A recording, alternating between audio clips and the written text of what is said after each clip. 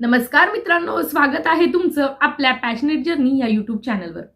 मित्रांनो, आज दिनांक 29 जानेवारी आहे आणि 29 तारखेपासून आपल्याला शिक्षक भरतीच्या संपूर्ण जाहिराती बघायला मिळणार आहेत असं सांगितलं गेलं आहे। आता सकाळपासून जर तुम्ही जाहिरातींची वाट बघत असाल तर मित्रांनो तुम्हाला थोडा धीर धरावा लागेल। संध्याकाळपर्यंत जाहिराती अपलोड होऊ शकतात, अन्यथा उद्यावर देखील जाऊ शकतात, कारण जर काही टेक्निकल इश्यू आला तर त्या गोष्टी लांबू शकतात। कारण आतापर्यंत बऱ्याचशा गोष्टी आपण यापूर्वी पाहिलेल्या आहेत, त्यामुळे शक्यतो आज जाहिराती येतील। आजच प्राधान्यक्रम देखील सुरू होऊ शकतात, परंतु 100% सांगता येत नाही। आता प्राधान्यक्रम सुरू झाल्यानंतर म्हणजे काय अडचणी येऊ शकतात किंवा काय काय गोष्टी घडू शकतात या संदर्भामध्ये मी मागचा एक व्हिडिओ बनवला होता। बऱ्याचशा जणांनी त्यावर खूप छान रिस्पॉन्स दिला आहे आणि बऱ्याचशा कमेंट केल्या आहेत आणि बऱ्याच जणांच्या मनामध्ये बरेचसे प्रश्न आहेत, म्हणून आज मी प्राधान्यक्रम देत असताना घ्यावयाची काळजी या संदर्भामध्ये आजचा हा व्हिडिओ आहे। यामध्ये खूप महत्त्वाच्या गोष्टींबद्दल आपण बोलणार आहोत मित्रांनो। हा व्हिडिओ खूप महत्त्वाचा आहे की प्राधान्यक्रम कुणाला येणार नाही या संदर्भामध्येच बरेच जण संभ्रमात आहेत। कुणाला जास्त कमी कशा प्रकारचे प्राधान्यक्रम येतील किंवा एवढे मार्क्स आहेत तर मग माझं सिलेक्शन होईलच की नाही याबद्दल खूप जणांच्या मनामध्ये खूप प्रकारच्या म्हणजे शंका आहेत। तर त्या शंका सोडवण्यासाठी आजचा व्हिडिओ बनवत आहे। व्हिडिओ खूप महत्त्वाचा आहे, शेवटपर्यंत नक्की बघा। आणि मित्रांनो, अजूनही तुम्ही आपलं पॅशनेट जर्नी हे चॅनल सबस्क्राईब केलं नसेल तर पटकन सबस्क्राईब करून घ्या आणि त्याच्या बाजूचा बेल आयकॉन देखील नक्की प्रेस करा, म्हणजे तुम्हाला माझ्या येणाऱ्या सर्व व्हिडिओचे नोटिफिकेशन वेळेत मिळत जातील। चला तर मग मित्रांनो, आजचा व्हिडिओ सुरू करूया। बघा फ्रेंड्स, सगळ्यात महत्त्वाची गोष्ट की मला कमी मार्क्स आहेत तर मला प्राधान्यक्रम येणार नाहीत का किंवा येतील का, हा बऱ्याच जणांच्या मनामध्ये प्रश्न आहे की बाबा मार्क्स कमी आहेत मग प्राधान्यक्रम येतील का। तर मला तुम्हाला एक गोष्ट इथं क्लिअर सांगायची अगदी सुरुवातीला की प्राधान्यक्रम तुमच्या मार्क्सवर येत नाहीत। प्राधान्यक्रम हे तुमच्या शैक्षणिक आणि व्यावसायिक पात्रतेवर पात्रतेच्या आधारावर तुम्हाला प्राधान्यक्रम येत असतात।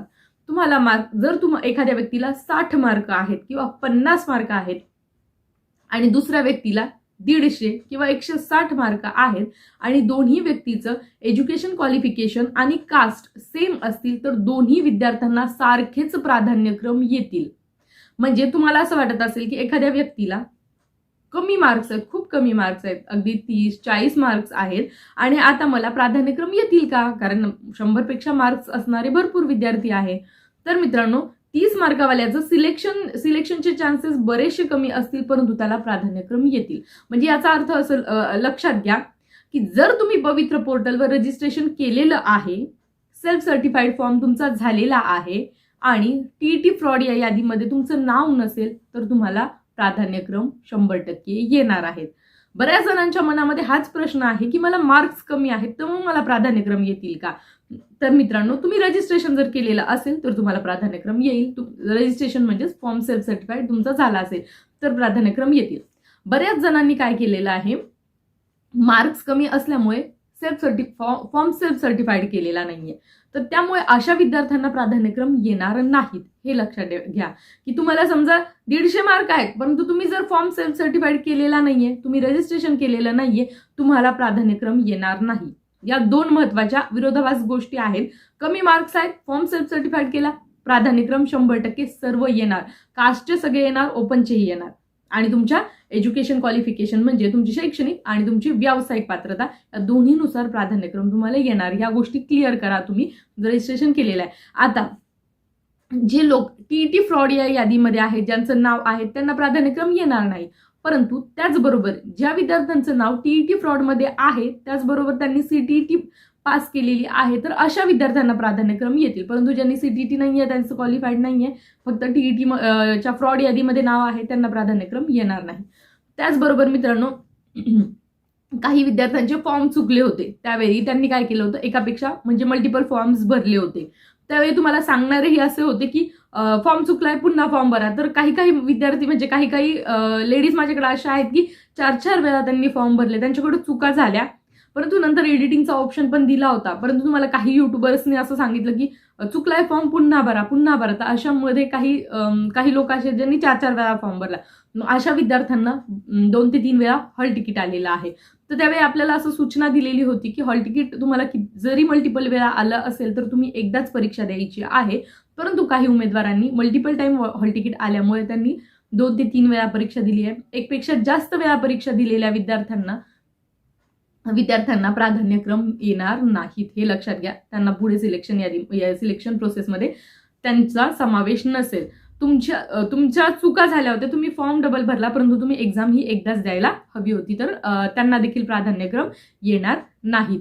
तर मित्रांनो, अशा प्रकारे बऱ्याच जणांच्या मनामध्ये कन्फ्युजन आहे. तुम्ही जर याच्यामध्ये नाहीये, तुम्ही रजिस्ट्रेशन केलेलं आहे, सगळ्या गोष्टी ओके आहेत, तर तुम्हाला प्राधान्यक्रम येतील.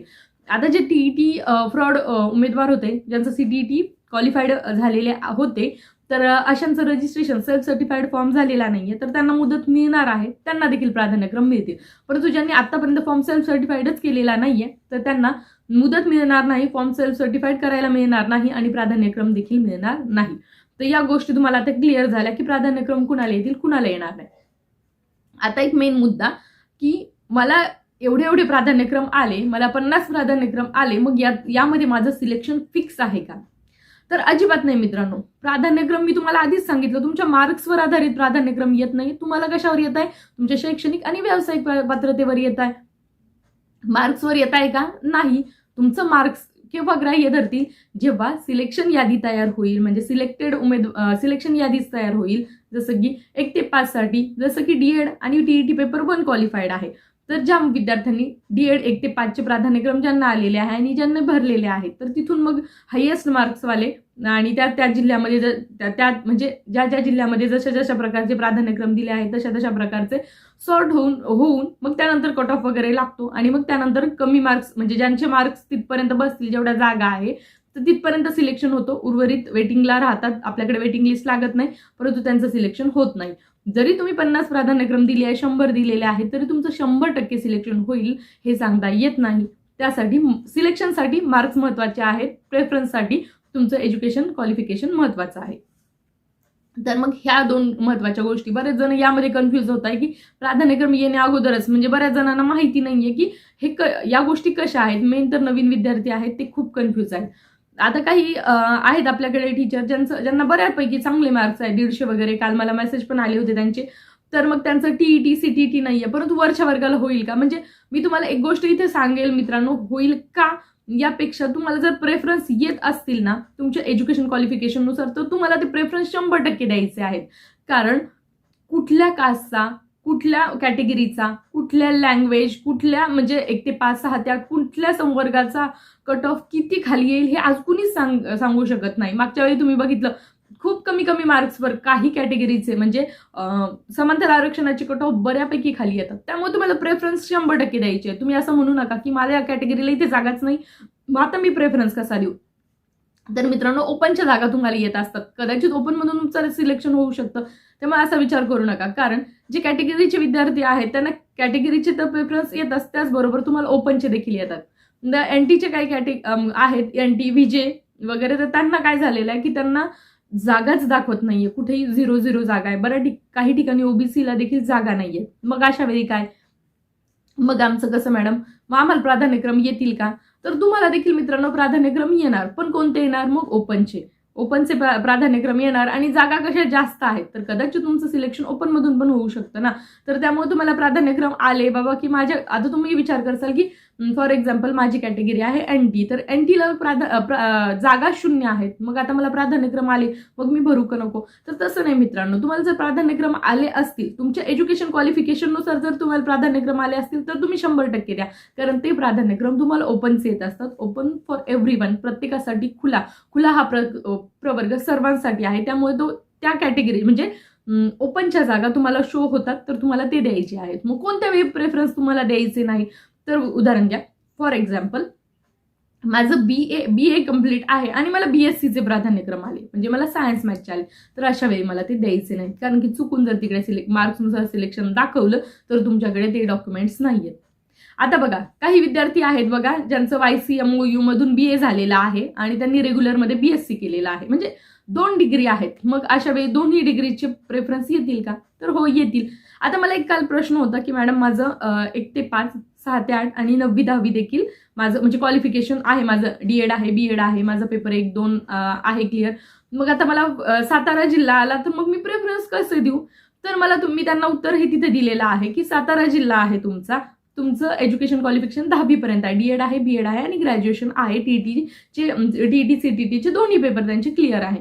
तर मित्रांनो, सातारा हे ऑप्शन त्यांना 3 वेळा दाखवलं जाईल. कसं? जसं की 1 ते 5 साठी सातारा झेडपी, त्यानंतर 6 ते 8 साठी सातारा झेडपी, 9वी 10वी साठी सातारा झेडपी. जसं की 6 ते 8 साठी जर तुमचं सायन्स मॅथ असेल तर सातारा झेडपी सायन्स मॅथची जागा दाखवतील.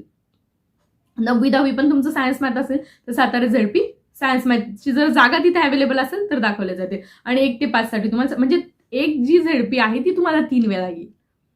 एक झेडपी तुम्हाला 3 वेळा येईल. त्यामुळे तुम्हाला कन्फ्युज व्हायचं नाही की मॅडम मी 1 ते 5 ला देऊ. मग तुम्हाला तिथं सॉर्ट करा की मला 1 ते 5 अगोदर घ्यायचं, 6 ते 8 अगोदर घ्यायचं की 9वी 10वी. कारण तुम्हाला सातारा हे ऑप्शन 3 वेळा आलेलं आहे.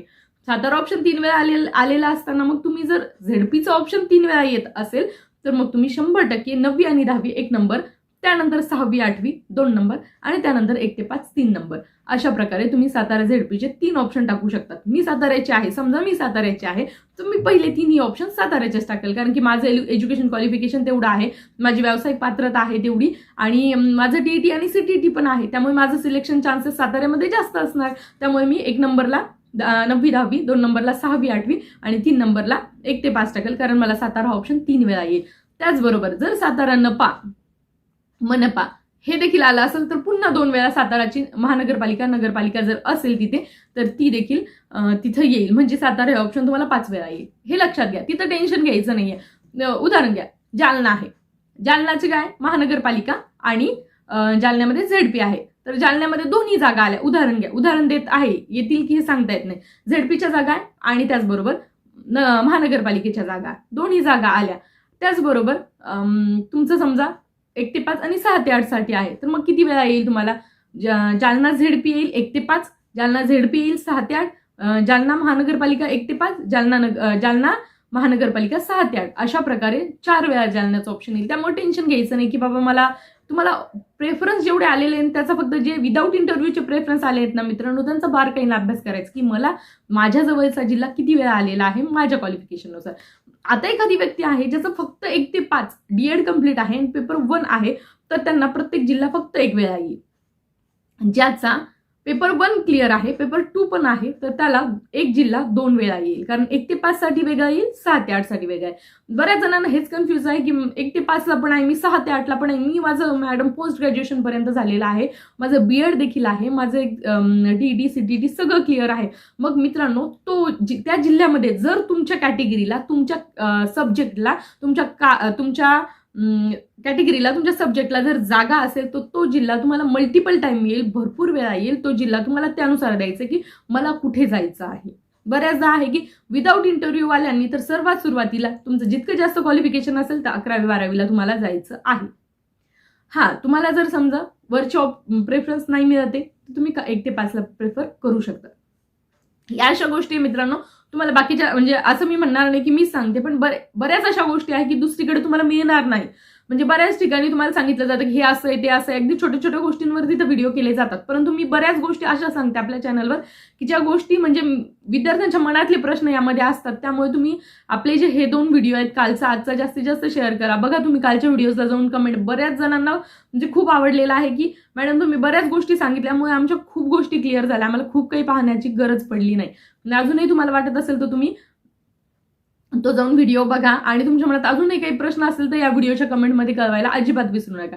आता बघा फ्रेंड्स, मी बऱ्याच गोष्टी आता तुम्हाला क्लिअर केलेल्या आहे. आणखी एकदा सांगते की तुम्ही जितक्या तुमचं जे काही क्वालिफिकेशन आहे त्यानुसार प्रेफरन्स प्रत्येकाला येणार आहे, मार्क्सनुसार प्रेफरन्स येणार नाहीये. आणि प्रेफरन्स जवळजवळ ज्यांनी रजिस्ट्रेशन केलं आहे त्या सर्वांना येणार आहे, ज्यांना येणार नाही त्यांचंही मी तुम्हाला सांगितलेलं आहे. आता सगळ्यात महत्वाची एक गोष्ट म्हणजे ही गोष्ट प्रत्येक अभियोग्यताधारक, प्रत्येक युट्यूबर तुम्हाला सांगेल की आपल्याला मुदतवाढ नकोय, भरती आचारसंहितेमध्ये अडकवायची नाहीये. त्याचमुळे तुम्ही जास्तीत जास्त गोष्टी आता या 2 दिवसात, आज जर प्रेफरन्स आले तर तुम्ही जास्तीत जास्त 2 दिवसात अभ्यास करा. पुढच्या 2 ते 3 दिवसामध्ये प्रेफरन्स लॉक करा. जर तुम्हाला काही अडचणी आल्या नाही तर पहिल्या 2 ते 3 दिवसात प्रेफरन्स लॉक करा. कारण मुदत कमी वेळेसाठी मिळणार आहे, अगदी 10 ते 15 दिवस. आपल्याला कमीत कमी दिवसांची मुदत हवी आहे जेणेकरून याद्या लागल्या पाहिजे. बघा फ्रेंड्स, असं सांगितलं जात आहे की 2 राऊंड होणार आहे. पहिला राऊंड हा आचारसंहितेपूर्वी आणि दुसरा राऊंड जो आहे तो एप्रिल मे महिन्यामध्ये होणार आहे. तर मग आता पहिला जो राऊंड होईल म्हणजे पहिला जो टप्पा आहे, पहिल्या टप्प्यामध्ये जर तुम्हाला ज्या ठिकाणी जायचं आहे ना तेवढेच प्रेफरन्स द्या. मी तुम्हाला एक सांगेल, आता काही लेडीज आहेत किंवा काही जेंट्स पण असू शकतात की ते काही ठिकाणी जॉबला आहे, एखाद्या ठिकाणी जॉबला आहे आणि शिक्षक भरतीमध्ये याचसाठी यायचं की मला माझा जिल्हा हवाय. मग तुम्ही प्रेफरन्स देताना मित्रांनो असे प्रेफरन्स बिलकुलच देऊ नका की ज्या ठिकाणी तुम्हाला तुम्ही जाणारच नाहीये. तुम्ही जर समजा गडचिरोली, सिंधुदुर्ग किंवा दूरदूरचे असे काही जिल्हे किंवा जवळचेही तुम्ही प्रेफरन्सला दिले आणि तिथे तुमचं सिलेक्शन झालं आणि तुम्हाला जर जायचंच नसेल तर ते प्रेफरन्स तुम्ही देऊ नका. जर तुम्ही एखाद्या ठिकाणी जॉबला असाल किंवा आता सरळ सेवा भरतीमध्ये तुमचं कुठं सिलेक्शन झालेलं असेल, तुम्हाला तिकडे जायचं असेल तर तुम्ही इथे प्रेफरन्स देऊ नका. जर तुम्ही ऑलरेडी जॉबला असेल तर इथे येऊ नका. कारण मला तुम्हाला हे सांगायचं आहे की 3 वर्ष तुम्हाला आता फक्त 16, 18 आणि 20 हजारांवर काढायचे आहे आणि त्या 3 वर्षानंतर कंटिन्युएशन होऊन मग तुम्हाला पेमेंट येणार आहे. जर तुम्ही एखाद्या ठिकाणी ऑलरेडी गव्हर्नमेंट जॉबला असाल तर येत्या 3 वर्षामध्ये ऑलरेडी तुमचं पेमेंट वाढलेलं असेल आणि तुमचं यांच्या लेवलपेक्षा जास्त पेमेंट असू शकतं. त्यामुळे तुम्ही जिथे आहात तिथेच राहा आणि जरी तुम्हाला इथून शिक्षक भरतीमध्ये यायचं असेल तर फक्त लिमिटेड 2-4 जिल्हे टाका जेणेकरून जिथे तुम्ही 100% जाणार आहात. तुम्हाला जायचं नाहीये असे प्रेफरन्स देऊ नका. आता विवाहित महिलांना मला एक गोष्ट सांगायची आहे की तुम्ही खूप जास्त विचार करा की मी जाणार आहे का, मी 3 वर्ष तिथे काढणार आहे का.